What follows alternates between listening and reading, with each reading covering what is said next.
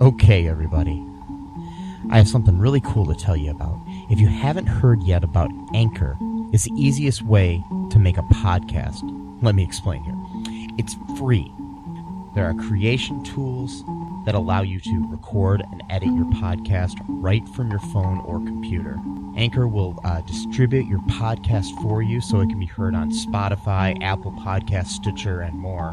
You can make money from your podcast with no minimum listenership.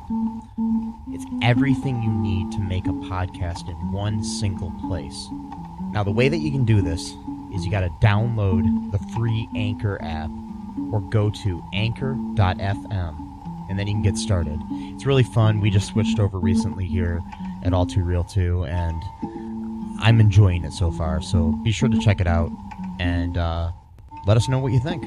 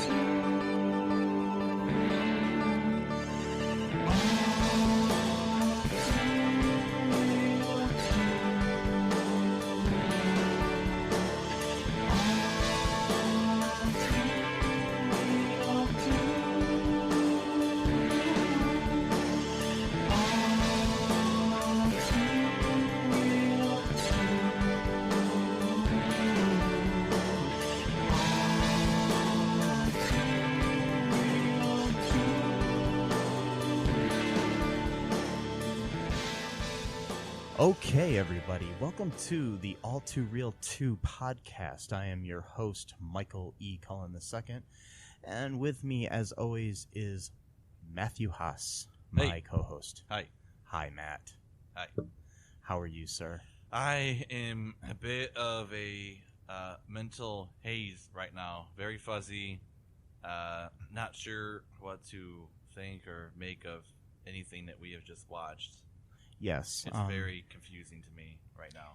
Folks, we just witnessed something. I don't know if I can call it a movie or not. We watched this thing on Netflix. It was called George of the Jungle 2. Because the first one was so great, they needed to make a sequel. Direct to video. Direct to video. I like how you called it a thing. I think that's good enough. Yes. We watched a thing on Netflix. Yes. Not sure if it's a movie, but it's definitely put on film or at least video. Yeah, probably film at the time. I don't know. Yeah. This came out in 2003. Yeah. The first movie came out in 1997. This came out in 2003.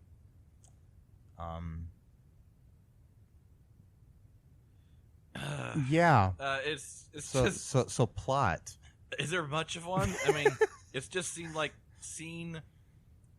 a bunch of scenes that were thrown together that had maybe a modicum of continuity to them, but even at that, not so much. I mean, the basic.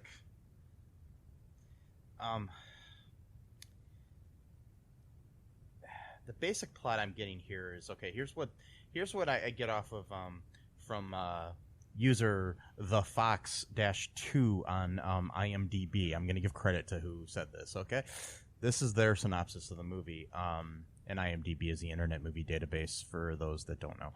Anyways, it's been 5 years since socialite Ursula Stanhope left civilization to marry George, lovable and clumsy king of the jungle.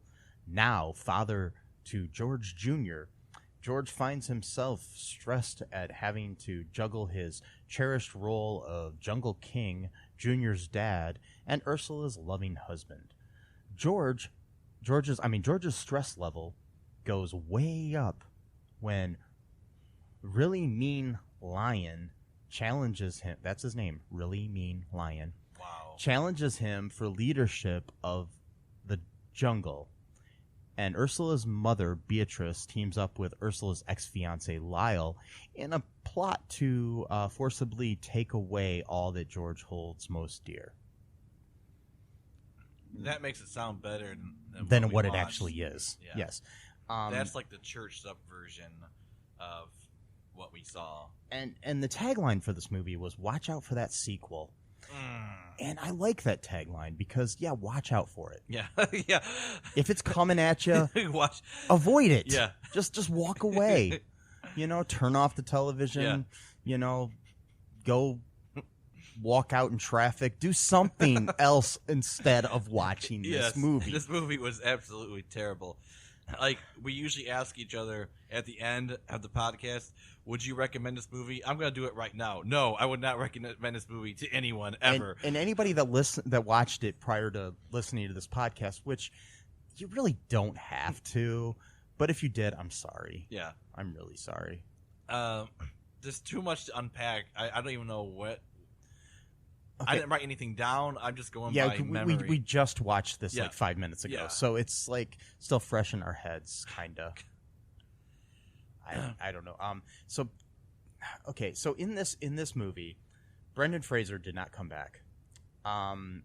We have George being played now by Christopher Showerman. I don't know. It's Showerman, and this was his first film.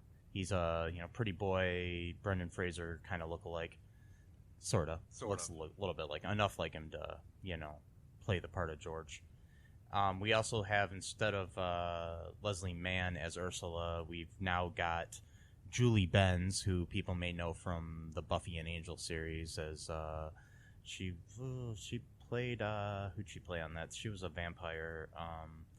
I used to be more into Buffy. She was also in Dexter for a while too, as Rita Morgan. I never really watched Dexter, so I don't know. But she was in like I said, she was in a lot of things. Boondock Saints 2, Punisher, Warzone, bunch of sequels here. It looks like 8mm 2, another direct-to-video sequel that we may cover on here someday. Yeah, she played Darla. That was the name of the character on Angel and Buffy. And, I've always had a huge crush on Julie Benz. I just want to make sure that that's clear. And I do not hold this movie against her.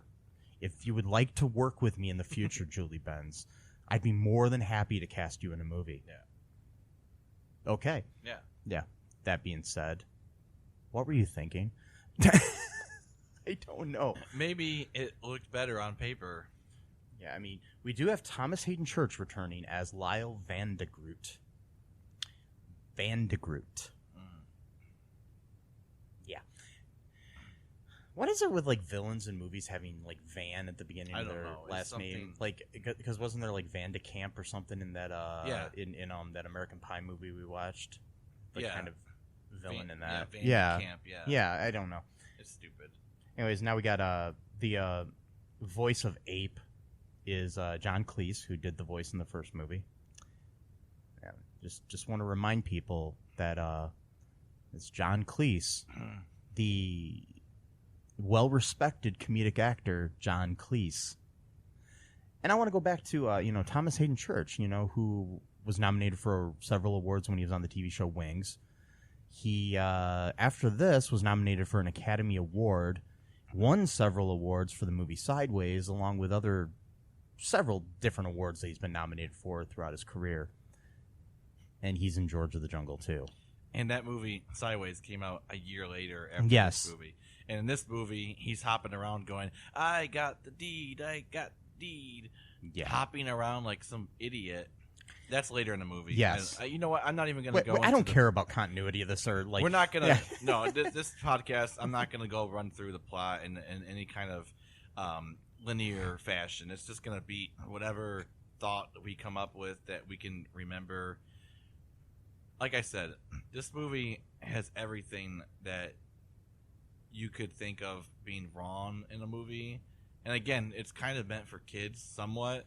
I mean, I guess you could put this on for your children if you don't care about their education. But they promote bestiality in it. Oh, yeah. That's the weird part about this. There's a few weird things in this movie. But a gorilla has sex with a human woman. But again, this is Disney. Implied. And they care about their image. Oh, yeah, because, James Gunn James Gunn gets fired for 10-year-old tweets. Yeah, for But, pedophilia, but you can make a movie where you imply that a gorilla is going to have sex with a woman. Yeah. Okay. Actually, 2 women, because Yeah. it's implied that the mother of the Is basically raped by a gorilla. yeah. So that one was not consensual. The other one was. So okay. Or should I say ape? I don't want to. I don't know. Is ape and gorilla different? I don't know. What? I'm not sure. We come from America, so we didn't learn much about science. Sorry. And our president doesn't believe in it. Anyways, let's go. Wow. I said it. And I even said it wrong. Come at me, bro. Come at me. I should have said biology, not science, idiot. Yeah, okay, that is a science. I know, but so yeah, but it proves that I don't know what I'm talking about. Anyways, so we have we also have Beatrice Stanhope, who is Ursula's mother. This time being played by Christina Pickles. Good name. Yes, Christina Pickles. She's a very well-respected actress. She was on St. Elsewhere, and she played Ross and Rachel's mom on Friends. Oh, okay. Yeah, she was also on, I believe, on some episodes of How I Met Your Mother, among other things. She was very, very well-respected comedic actress and dramatic actress as well. I like her a lot in most things. She's really good at playing kind of a bitchy, for lack of a better word, strong, villainous type woman. Like very, as she did here. Very scheming. Yeah, or just like or really good at playing a ritzy, uppity woman. Yeah. She's I know she's originally from England, so yeah, she's British originally too. So, but grew up in the United States, I think. But yeah, I mean, she's done a lot of things. She was in the movie Romeo and Juliet. She was in The Wedding Singer. She's still, making a lot of, she's in the TV series Doubt that's out right now. She's done a lot of voices on Family Guy. She's done a lot. So it's not to, hold that against her either. This movie. The writers, I can hold it against. Or I mean, there could be a lot of factors that came into this. Who knows if they actually even had a script? It doesn't look like it, actually. I don't know. I think they just kind of improvised this one, maybe. Yeah. We also have the late Michael Clark Duncan as Mean Lion. Yeah. As the voice of Mean Lion. Rest in peace. The voice of Rocky the kangaroo is John Kassir, who also was Armando the hypnotist. So he played 2 roles in this movie. So, and people may know him. I just wanted to bring him up because he was the crypt keeper in Tales from the Crypt. That's what I know him most from. So yeah. So he's a kind of part of my childhood. So because I used to stay up late watching Tales from the Crypt and stuff. And so, yeah. But in this one, we were introduced to George Jr., played by Angus T. Jones, which most people would know from as the half a man in 2.5 Men. And show that was on the air way too long. Anyways, Chuck Lorre. Yes. I do like Mom, though. Oh, he did Mom? Yeah. That's a good show. I do like Mom. I like Dharma and Greg as well. He did that one. Okay, that's good. All right, fine. So, but we're not going to go into the fact that he made my least favorite sitcom of all time, or maybe my second. Yeah, he made it's something about an idea of some sort. Yeah. And an explosion or something like that. In the sky or something. Yeah, something like. Anyways, and then yeah. But my least favorite sitcom of all time was something about a couple of women that didn't have a lot of money. He did that too. No, he didn't. But that's my least. Oh, okay. But that is my least favorite sitcom of all time. Yeah, yes. Yeah. 2 Broke Girls. Anyways, I know. No, I know. I'm not a fan either. No. Anyways, I like the actress with the brown hair though. She was in the 40-Year-Old Virgin. I don't know her name. I'm not good with names, except for like really, really famous people. But I'm not good with like names of like, like Robin Williams. So I'm gonna know that name, but when it comes to actors, who were you asking about? The woman with the black hair in Two Broke Girls. She was in 40-Year-Old Virgin. I like her. Oh yeah, and other stuff she's been. I like a lot of these people. Yeah. Like I've said before, in that other show that I was talking about that Chuck Lorre produced, I really like everybody in that cast. Mm-hmm. I think they're all brilliant actors. I just think that show should have ended at like season 2. Yeah, it's like.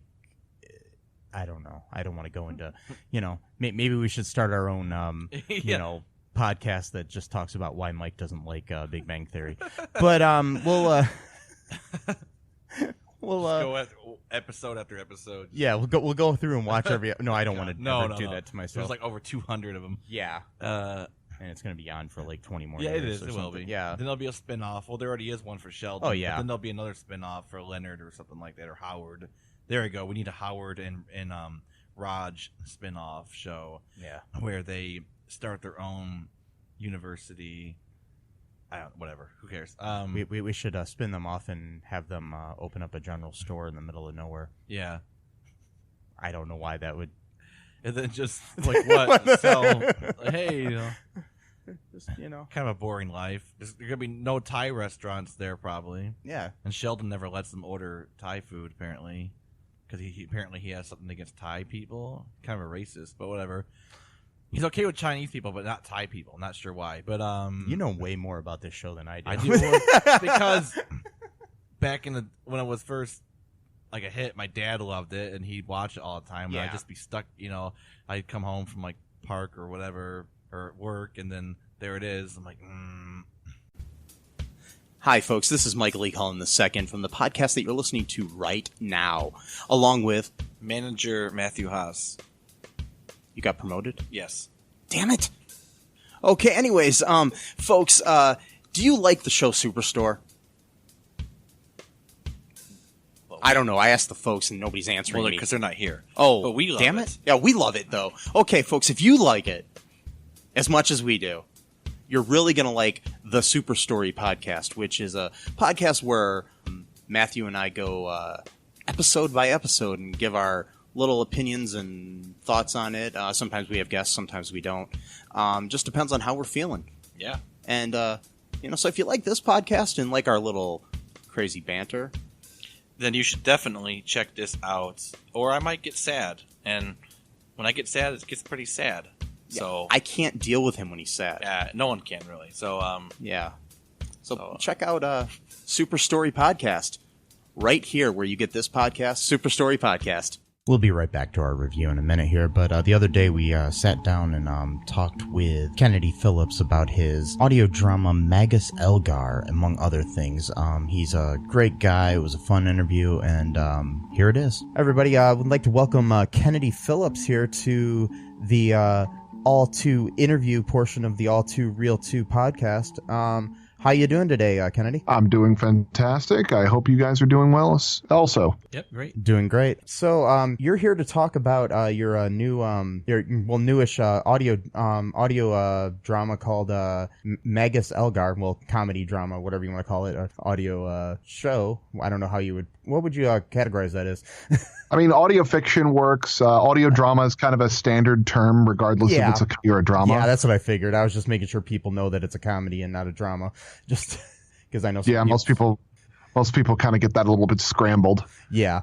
So, can you tell us a little bit about how you got started in the in entertainment in general? Well, I always wanted to be an entertainer from a very young age. I did a lot of improv to entertain my parents when we were on the boat. When I used to live on a sailboat, I took drama courses. I made short films when I was like 12 or 13. All of them terrible, obviously.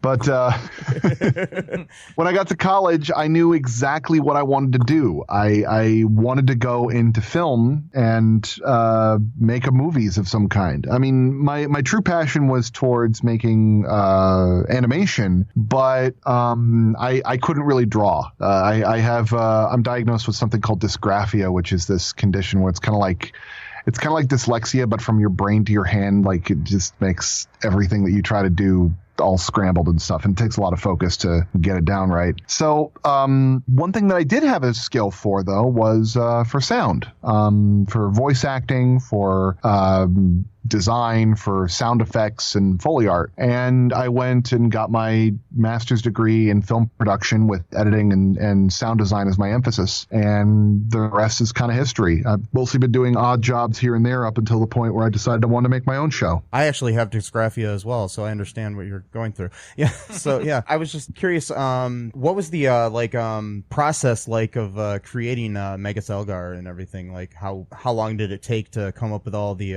ideas behind it and casting and all of that? Well, making the entire production took a lot longer than it probably should have. It took me about 2 to 3 years, mostly because I had my day job that I needed to take care of and I needed to focus on that. But for the actual process of creating a lot of the ideas, it took me about 3 to 5 months to come up with everything that I wanted in Megas Elgar. Getting the casting done, finding the right people to help me work on it was a bit of a process, if only because I had never made an audio drama with this scale of production. We had about anywhere between 15 to 20 people helping us out at any given time, and that's including people doing promotional work and sound design in addition to myself, but I did a lot of the work myself as well. But getting it started, I had to very politely ask the owner of the company that I was working for at the time, Melody Gun, the producer Hamed, listened to everything that I had to say, and by everything I had to say, I mean I kind of spat word salad at him until he's like, okay, calm down, just make me a proof of concept and we'll do it. Jeez.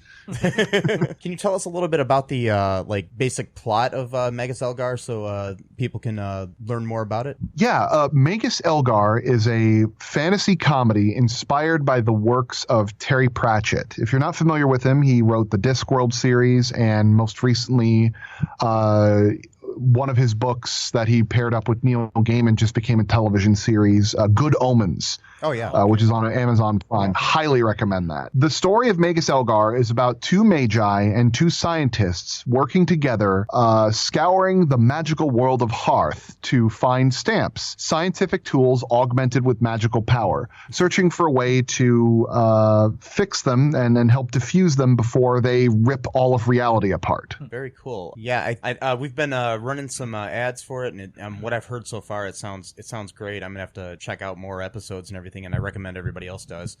Who would you say inspired you the most? I mean, besides Terry Pratchett or anything, but who inspired you to for writing or anything, or voice work or anything like that? Well, Terry Pratchett was definitely very near the top of that list. Another group was Graham Duff and Mark Gatiss, who had made a audio drama called Professor Nebulous on BBC Radio 4 about a couple years ago. It's about 10 years now, I think. It was called Professor Nebulous. It was a parody of Doctor Who, which I find really funny because one of the people worked on it is the voice of the Daleks, which just seems absolutely perfect. That's cool. It was such a popular audio drama that they actually invited David Tennant, who was Doctor Who at the time, to come in and do a special guest spot. That's really cool. What would you say is your favorite film or audio drama or book or anything of that nature? Your favorite piece of art that you've ever encountered? Oh, there's a couple of favorites on there. I mean, there's a lot of the childish ones. For some reason, I'm still a fan of the Captain Underpants book series. Boy, does that not date my age range. Yeah. But a couple of books that I like is Peter V. Brett's Demon Cycle. He did a series of books kind of similar to Game of Thrones if the White Walkers were more of a prevalent threat than just kind of nearing the end of a lot of what had been done in mind. Because it's I think the one book that I got really into was called The Warded Man, which is about a man who grafts magical tattoos over his body to give himself effectively superpowers. Wow, I'm also a huge fan of Simon R. Green's The Night Side. It's a 14 I think it's a 12 book anthology about a supernatural private investigator named John Taylor, who has this unnatural gift for finding things in this realm called the Night Side, a magical underbelly of London, where it's always 3 o'clock in the morning. Wow. I'm keeping a lot of these in mind because this is Matt, by the way. I've been reading the Shannara series, which is like 19-book series. Oh, jeez. But yeah, like that's about magic and stuff too, and I really love that stuff. Yeah, I mean, like, I of course I love like a lot of other, like I usually love a book that has a really fun twist on an old idea. Like that's why I love so much of Neil Gaiman's books, because I've been reading a couple of his things recently. American Gods is on my list right now. The book, not the TV series. Yeah, it's a great book. Is there anything else you would like to say about Magus Algar that will help people get to know the characters or anything like that that'll draw them in more? Yeah, if I was to say who Magus Elgar is as a person, I would imagine a young to middle-aged Merlin who's still just so wide-eyed and excited about magic, regardless of the bodily harm other people get thrown in the midst. He's which is kind of why his apprentice Udo Malaki is such a great counter to him, because all Udo Malaki wants in his magical apprenticeship is to not die. He comes from this long family history of very, very powerful, very deadly sorcerers, and he's the first magically inclined Malaki of his family in generations. And he doesn't even want to do anything exciting or crazy with the magic. He just wants to get it out of the way so that he doesn't blow somebody up with it. What advice would you give to anybody that's interested in getting into audio dramas or acting or anything of that nature? Well, there's quite a few things that you can do to get yourself started off. First off, getting some lessons for acting would be absolutely the best advice I can give you to start off. But there are places where you can get some practice in without it being too costly. For example, I go to a website called castingcall.club, where there's a lot of different audition spaces for amateurs and newcomers where they're still trying to get their bearings on what they want to do. And a lot of times they'll have like scripts to work with and other things to practice with and kind of get you where you need to be without the pressure of, trying to get it perfect in one go. For an audio drama, all you really need is a good idea, a microphone, and maybe some free sound effects. You can even record the sound effects yourself. The first audio drama that I did, which has been buried in the annals of the internet history, I did all the sound effect recordings in my dorm room, and I did all my voice acting with one really terrible laptop mic, and people were entertained by it. People enjoyed it. That's very cool. Yeah, I mean, most people in dorm rooms are, getting drunk or high and not really, spending time actually creating something, which is kind of inspiring too. You know what I mean? If you could, cast anybody in one of your audio dramas or work with anybody yourself, famous, who would you cast? I guess it's just an indication of how much of a voice acting nerd that I am. Mm-hmm. But I would have absolutely adored to have Jim Cummings come in as a role or two. Yeah. Because he does a little bit of everything. If you're not familiar with Jim Cummings, he does the voice of Tigger and Winnie the Pooh in Winnie the Pooh, but he also does hundreds of voices all over the place. I absolutely adore this man because he loves his craft so much. And ironically, one of my favorite performances from him was not actually from like a really big piece of work. Like he does Pete, he does all sorts of voices, but the one that I love the most from him was from a direct to DVD performance he did for Dead Space the movie, which is based off of an Electronic Arts video game from so long ago, where he plays Captain Matthias, and at one point during the movie completely loses it, and you can hear him like foaming at the mouth and just putting his absolute all into it. And it's such a delight to listen to. Yeah, I know he's been around forever. He does like everything from Star Wars voices to Disney voices. I'm a big fan of voiceover artists, so it's kind of cool to talk to somebody that does that. So and actually knows who Jim Cummings is. That's cool. So besides me, because I'll mention them to people and people are like, I don't care. But yeah, I talk about pop culture stuff all the time, and people are just like, okay, Mike, we get it. Man, I'm sitting here in my office where like I've got Jim Cummings' autograph on my wall right next to Don Bluth's. That's awesome. What would you say is like your guilty pleasure movie? Because this is a question we're asking everybody that we can. Like a movie that you might be afraid to admit that you love. Okay, you put me on the spot here. That's, I know. Okay, I'd say giving a movie would take a little bit for me, but I could definitely tell you a game series that sure. That'll work too. I've got a guilty pleasure about. Okay, I am an absolute sucker for Hideo Kojima's Metal Gear Solid series, mostly because it's a game series about like this grizzled, deep voice, gravelly secret agent man who infiltrates bases and tries to prevent nuclear Armageddon with giant robots. And it's great because like every inch of this story is stupid and ridiculous and over the top, and I love every second of it. I do not care that so much of it is this convoluted mess. It's just fun, and I'm always consistently entertained when I get to see like Hideo Kojima do his thing, even if there's like a lot of dubiousness on how good of a entertainer that he is. I know he's making a new game called Death Stranding, which nobody even knows what it's supposed to be about. And honestly, I look at it and go, this looks par the course for everything that I've been watching. So I just know I'm in for an absolute delight. I'll just grab some chips and watch my mind melt. And before we go or anything, is there good places for people to find you and find more information about Magus Elgar and everything? Yes. You can hear Magus Elgar if you visit maguselgar.com. If you want to listen to the first 3 episodes, it's free on YouTube. If you do a YouTube search for Magus Elgar, we also have the download page available for all the different places that you can get to it at maguselgar.com. If you don't want to download your own copy of the series, we are streaming it on a new podcast.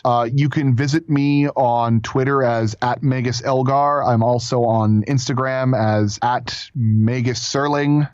We also have a Facebook page and the like. You can contact any of those. We've got like a little email contact page. And if you want to find me directly and see some of the other work that I do aside from Magus Elgar, go to kennedyphillips.org. That's KennedyPhillips.org. That's very cool. I would love to hear from you. Yeah, we'll for sure link everything that we can in our show notes so people can find you. And again, just thanks for joining us and taking the time to talk to us about your very cool sounding project. Yeah, absolutely. Thank you for having me. And hope to talk to you again sometime soon. All right. Thank you very much. Have a good night. A respectable minister takes charge and leads head-on. Minister Dobble Trike may be the foremost politician of textiles. As a minister, I have the utmost sensitivity to these situations, and if anyone's sensibilities were harmed, I would have sensed it. But his petty ambitions will almost certainly lead us to unknown danger. How dare you, sir! Unknown danger has its potential for profit. It's exotic. You can hear Minister Trike and his antics in the radio comedy Magus Elgar. Visit maguselgar.com to download your copy today. Okay, so anyways, we have so the whole movie is narrated. Like I said, Brendan Fraser did not return. I just wanted to point out something here about that, though. He says, this is Brendan Fraser on this movie. He said he has no idea why Disney didn't offer him to reprise his role as George. He said he would have loved to do it again. But when they were shooting it, he had already made commitments to do Looney Tunes Back in Action. Another splendid piece of film. Yeah. Anyways, But the thing is, it's just funny because in this movie they imply he was too expensive, but he probably would have done the movie, They just needed like an excuse to blame him. Because the narrator at one point said, like when they first introduced Christopher Showerman as George, the camera pans up from his feet to his face. And then the narrator's like, wait, who's that? You know? Right. And by the way, we find out at the end of the movie that the narrator is God somehow. It's kind of implied that, it doesn't make any sense why God would be narrating this event in this one person's life. And then furthermore... God can do everything, though. Okay, you know? I get that. But furthermore, that means that he could have just stopped the entire situation from happening altogether instead of waiting to the very last second to pull up the dude's fake husband and I guess pull him into heaven? So what, he gets to go to heaven? I don't understand. Why does he get to go to heaven? Yeah, He's an asshole. He should be going to hell. Unless hell... Maybe that was intended for the sequel. The sequel is going to be Lyle in hell. Or maybe hell actually is in the sky, not below the earth. So maybe heaven and hell are both up in the sky, and one's like half. Or no, I'm thinking it's way too much. Thinking this through way too much. They didn't know what they were doing.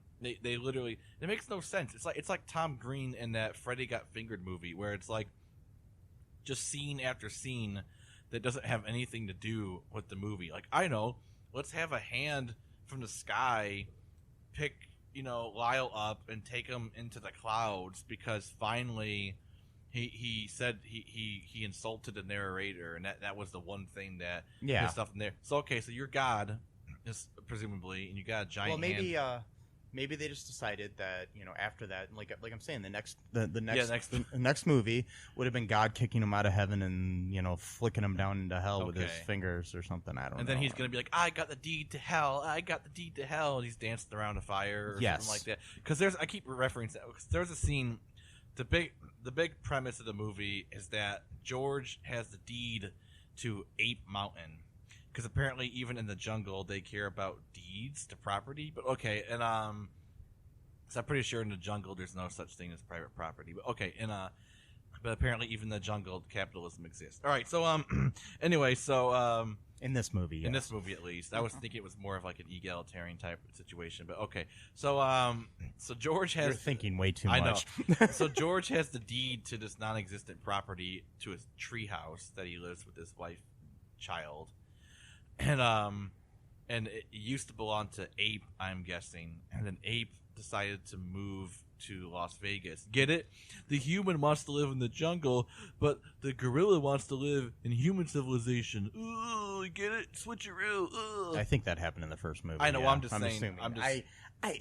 I don't think I even saw the first one. Yeah, I think I saw it like 20 years ago or something or whatever, I mean, yeah, who knows when it first came out. So I'm guessing that's what happened. So now George has the deed to the Ape Mountain, and for some reason they want the deed for themselves so they can turn it into a resort, so they can just pave the jungle and get rid of the treehouse and all the animals in order to just really ruin George's life, I guess, which is kind of weird because it's like all you really wanted was for your daughter and granddaughter to come home. Why do you have to also ruin his life more? Grandson, yeah. Sorry, I don't know. I didn't mean. Wow. Yeah, Angus T. Jones is a dude. Okay, whatever. I meant to say grandma, and then it turned into whatever. Yeah, I gotcha. So, why do you need to ruin his life further by destroying his home? I mean, that's kind of like just like adding cruelty on top of cruelty there. It's putting salt in a wound. It is. Basically. I mean, why even do that? But anyway, so they at one point he hires these people, these three women who apparently are called Charlie's Angels, but it's only because their nickname is the Angels, and the guy who works at the front desk at the hotel is named Charlie, and he gave them their towels. Charlie's Angels, get it? Let's make a reference to Charlie's Angels for no reason whatsoever, and then that's it. That's the one passing reference to the show, and that's it. I want to get back to the narrator here for a second. Yeah. Okay, so the narrator is voiced by this actor Keith Scott, who is a voice actor, pretty much. He was also the narrator in the first film, so he's one of the few people to return. He also was was the narrator. He also did the voice of Bullwinkle and the cartoon Boris Badenov in the live-action cartoon hybrid movie of The Adventures of Rocky and Bullwinkle, which was also based on a cartoon created by Jay Ward, which this was as well. So he's pretty much, I think, one of the go-to guys to be the narrator for Jay Ward live-action abominations. I mean, anyways, yeah, if we want to get into something interesting someday, we should watch The Adventures of Rocky and Bullwinkle. Oh, boy. You know, with yeah. Never saw it. Yeah, I saw it once. Yeah. If I remember correctly, let me see. Let me look this up really quick just to refresh my memory. Yeah, Rene Russo and Jason Alexander play Boris and Natasha in this one. And then Fearless Leader, which is another one of the Russian baddies in this, is played by Robert De Niro. Robert De Niro. Anyways, I'm sorry. I'm going down a weird rabbit hole here. Yeah. But anyways, let's get back to this film. Sure. Honestly, okay, one of the good things of this movie, I will give it. I'm trying to find good things here, Matt. I'm trying to, Okay. Find the diamond in the rough here. I think that Christopher Showerman was a good George. He was all right. He had a charisma to him. Yeah. He was pretty good. Yeah. I think a lot of the acting in the movie wasn't bad for what they were given. Honestly, I mean, with the exception of, I don't know, a lot of it. Anyways, given an acid trip of a script and directing. I mean, really, George and Ursula weren't that bad. No, you know, they were fine. Yeah. Just so many weird things happen in the movie that don't make any sense. It was so trippy to watch because it's like you've got narrations going on. You got breaking the fourth wall within like the first 2 minutes of the movie, and then you got to know when to hold them. You got to know when to fold them. Yeah, you got a Kenny Rogers lookalike singing his song at poker game. Yeah, there's a poker game that Ape is playing while in Vegas, and you have a Elvis lookalike at the table, and then a Kenny Rogers lookalike, and a random Asian dude who at one point karate chops. Not in any kind of racist manner at all. Well, no, not at all. There's no racism in this movie. Oh, yeah, It reminds me, too, of the whole... The grandmother, or mother, or whatever. She's got 3 black guys carrying all of her luggage. And, of course, they were natives of the country, so I guess you can sort of maybe... understand why they're that way. But she's standing on one of them because she doesn't want to have to walk through. Like, she uses one of them as a bridge. So basically. It's like, okay, so we got a white woman standing on top of a black. It just seems very weird. There's a lot of racism and sexism and misogyny and I don't know and a lot of stuff. Yeah, it's 2003, which to me is not a long time ago, but no, I mean, and things have changed in 15 years, but it's I don't know, Disney. You disappoint me. I know. I mean, because it's like you're so concerned about making sure that you have 2018 morals and 2011, 2008, but you have a film from 2003 that breaks those very 2018 morals. But that's okay. Okay. By the way, weren't you also the company that had extremely racist cartoons? Oh, sorry. Yeah, but that's all. But that's all in the past, so it's okay. Oh, but wait, unless you're James Gunn, then your stuff in the past okay. matters. Okay. If there's a right wing conspiracy, I forgot the take rules. You down. Yeah, because apparently, if Mike Cernovich, tattles on someone, then you gotta cower. Okay. Who's a Nazi, by the way? An alleged rapist. Alleged. Yes.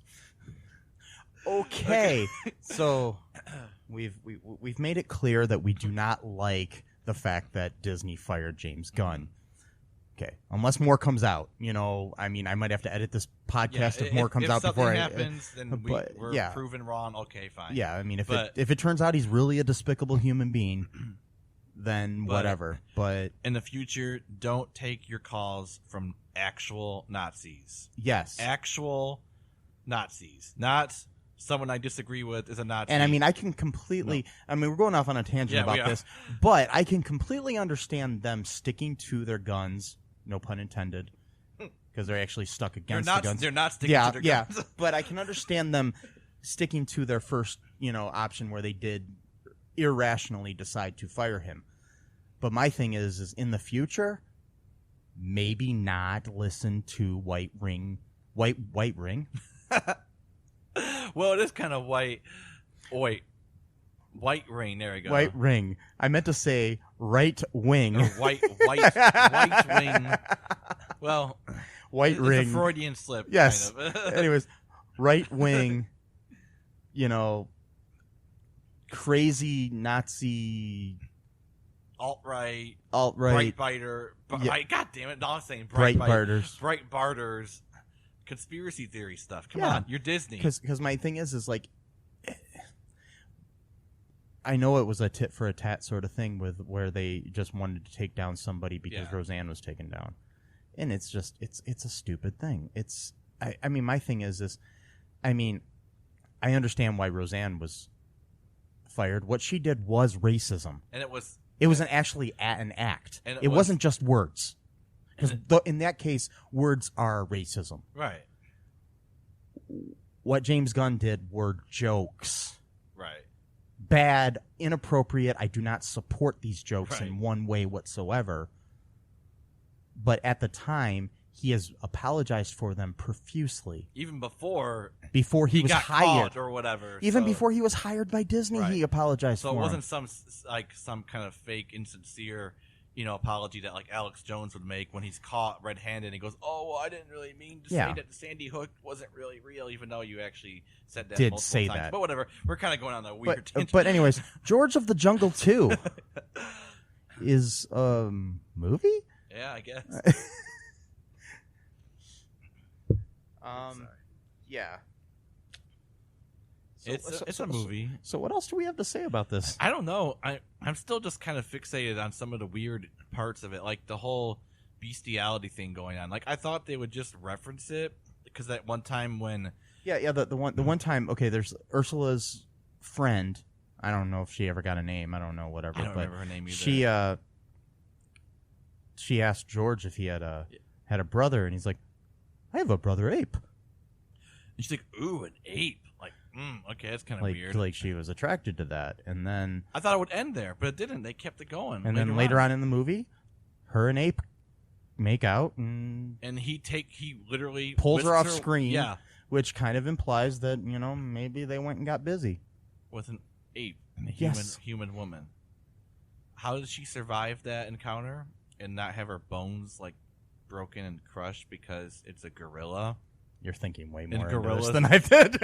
Gorillas weigh like 800 pounds more than most humans do, if not more than that. And their arms are extremely strong. Okay, anyway. So apparently she's got a thing for apes, which is weird. Because it's in a Disney film, they're promoting bestiality. As a joke, okay, I get it. But a really weird and inappropriate joke, Disney.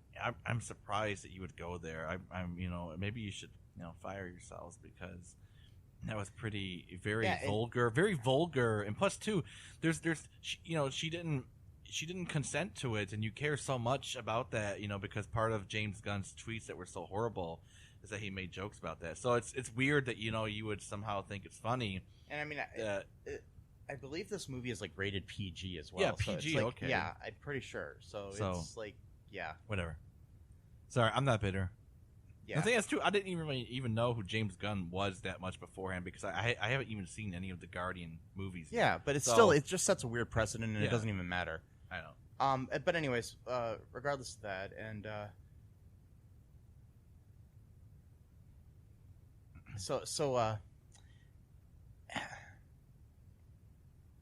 So yeah, gorillas are apes. Okay. I was just looking this up. Good. I was just kind of, I was trying to figure out the difference between gorillas and apes. So is there or what? Yeah, basically the most this is what is the difference between monkeys, apes, and gorillas? The most immediate distinction between apes and monkeys is the presence of a tail in monkeys. As for gorillas, they are categorized as apes, along with chimpanzees, bonobos, orangutans, and humans. I gotcha.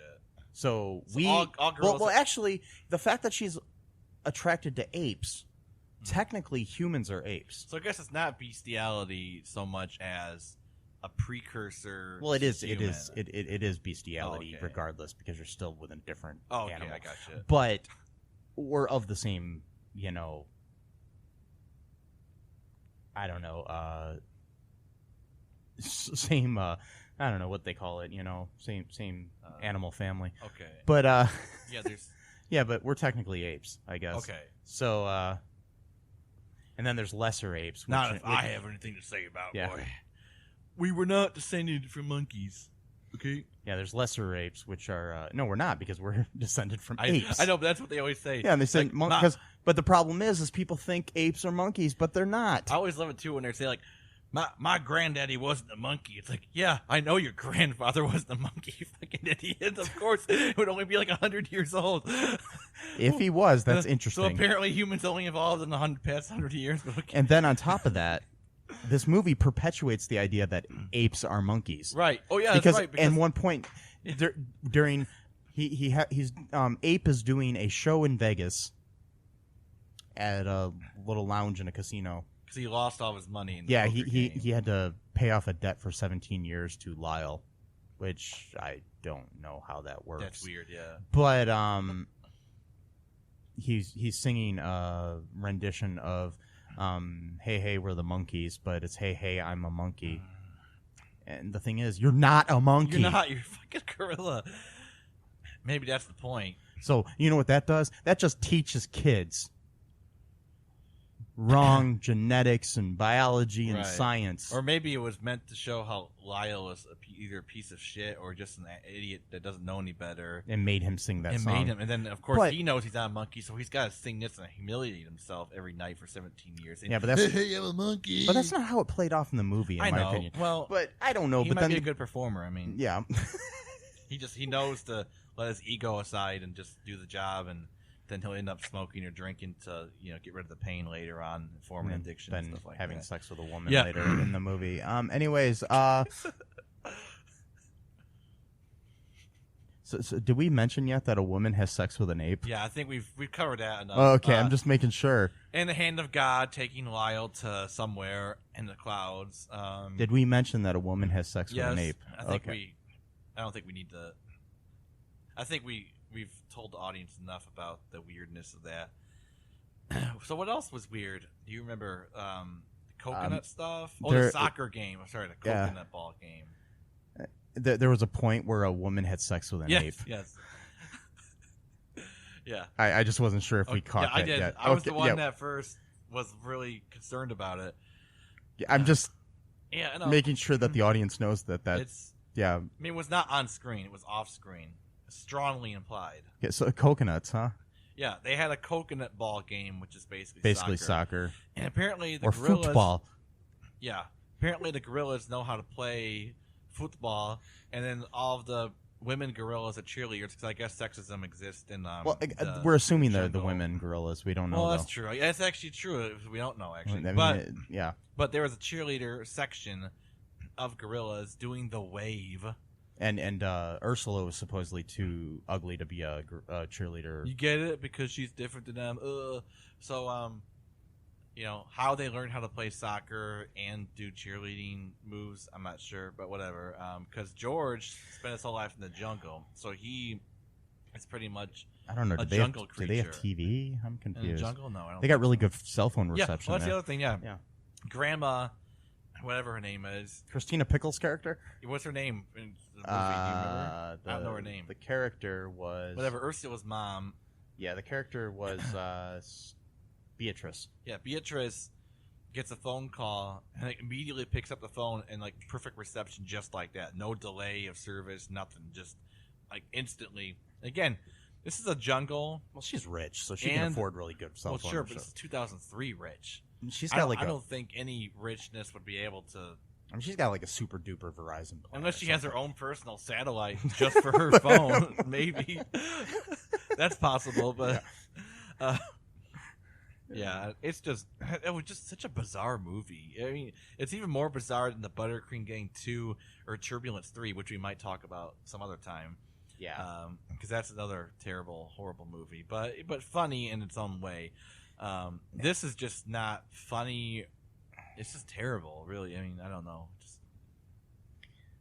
Did I mention yet that a woman, human woman, human woman, yeah, and an ape, you know, like an ape. Yeah. I mean, he speaks with a British accent, but he's an ape.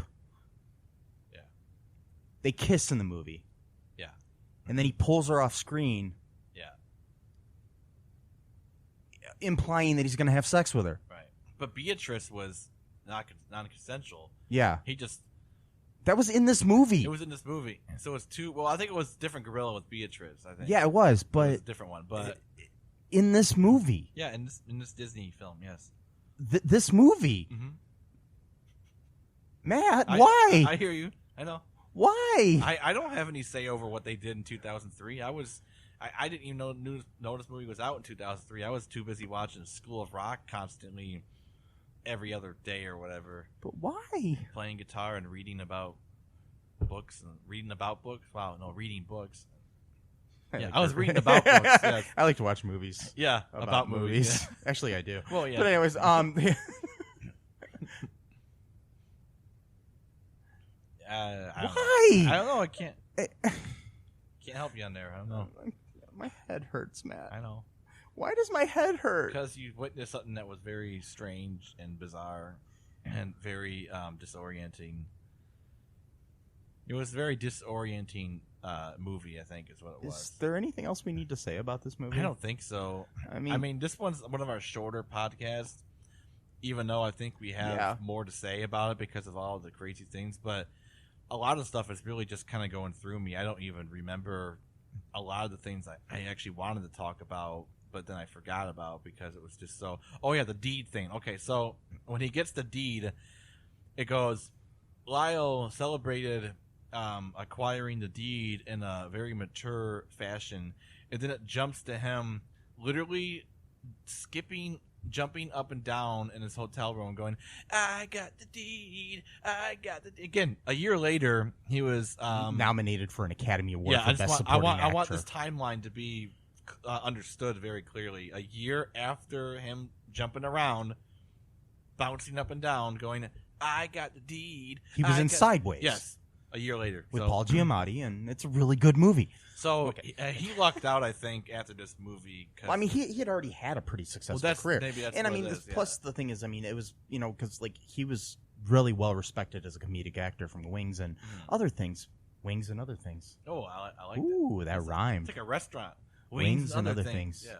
We should open that up. We should. Yeah.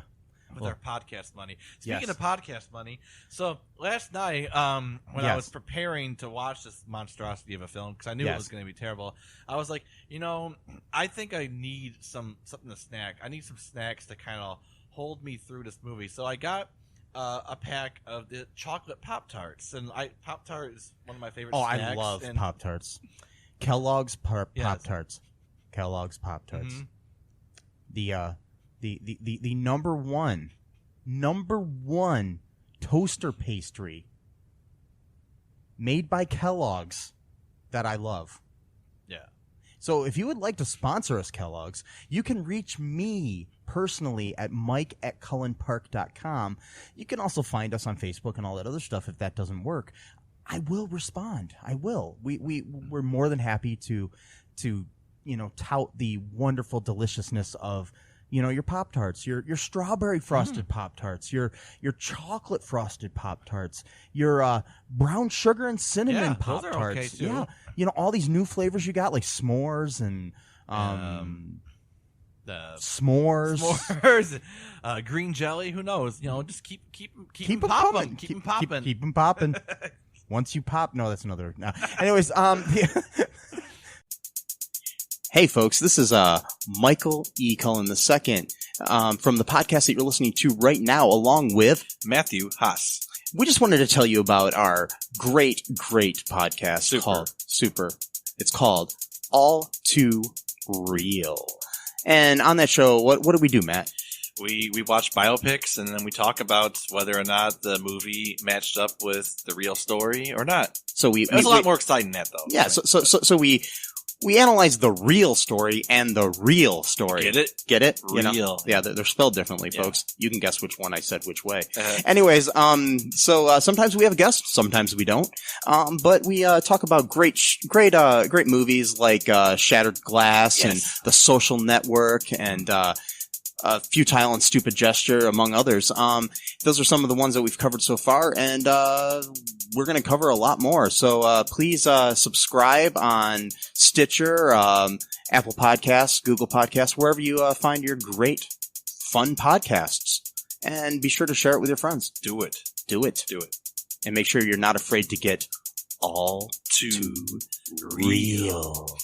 Bye-bye. So I don't know if you noticed in this movie, Matt, but there was this scene towards the end of the movie where a woman, a human woman, made out with with an ape. Yeah. An ape, like, he had a British accent and everything. It's played by John Cleese. Yeah. They made out. Yeah. On screen. And then he pulled her off screen and implied that he was going to have sex with her. So, does that count as though John Cleese, the actor, did that very thing? I don't think he was the guy in the suit. No, I get that, but since he had the voice, does he count? Maybe. Gorilla? Maybe we should ban John Cleese. I think that's what I'm saying, because he did something that was kind of, not very. But he was paid to do it. Well, true. So I don't know if that makes it better or worse. Paid, that makes it worse, I think. But whatever.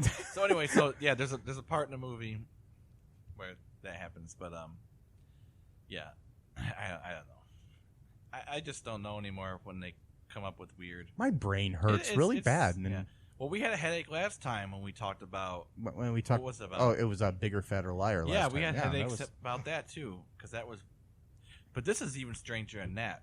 At least that had a coherent plot. It had a plot. I mean, it was just the rehashing of the first movie's plot, but this is kind of a reheash of the first movie's plot of this too. I think in certain ways, because it was basically Lyle trying to win over. Yeah, because he loved her or and the parents helping and shit. God. Yeah. Interesting fact: the mother that is played by Christina Pickles in this movie was played by the grandmother character from 2.5 Men in the first movie, which is interesting. It is weird. Yeah, I'm blanking on that actress's name right now. I don't know if it matters, but I'm gonna look it up just because I need why to. Not? I mean, there's. But yeah, I would not. Oh yeah, Holland Taylor. That's there. You go. Yeah. I absolutely would not recommend this movie to anyone, though. Not on a date night, especially not on a date night. What about to your enemies? Yeah, okay, that's fine. Force them to watch it, if that. Just put it on the screen, just play it. Do you think we could get like if they sent this down to like Guantanamo Bay, we could get terrorists to admit to things if they had to sit here and watch this movie? They probably would. Yeah. This movie is that bad that they probably would actually confess, even within the first 2 minutes, probably. Yeah. But, there's other people that would want to show it to, yeah. To make them confess to certain things. Mm-hmm. Not saying names. No. You know what? You know what I want to confess? What? I was watching this movie, Yeah. And at the end of the movie. Yeah. There was a human woman who made out with an ape. Yeah. He pulled her off screen. And it was implied that they had sex. Yeah. That in a Disney movie. That happened. Yes. Bestiality. Yeah. It's Disney for you. They got very strict morals. But then again, I mean, they have a whole movie about bestiality. It's called Beauty and the Beast. Oh, shots fired. Yes. It's Stockholm Syndrome and bestiality. Yeah, all wrapped in into one. one movie. Yeah, so anyways, folks, hopefully we have a better movie for you next time. Yeah, this one wasn't as long as our normal or something one. else to talk about, or whatever we're gonna do next time. We'll let you know at the end here. Be sure to follow us on social media. Give us money if you want. Yeah, if you want to advertise, let me know. Patreon, you can throw us a few dollars as a donation. Just show your appreciation. Yes. It's fine. All that info will be on our website and whatnot. You can check out everything at cullenpark.com. I'll have everything up there. And for now, I'm Michael E. Cullen II. And I am Matthew Haas. And Pop-Tarts, keep it poppin'. Yes, keep it poppin'. She was a human woman. Yeah. And there was an ape. Yep. Okay, bye, folks. Thanks for listening to All Too Real 2 podcast, a Cullen Park production. Produced and edited by Michael E. Cullen II. Music by Matthew Haas. Subscribe and share the show. Visit us at cullenpark.com.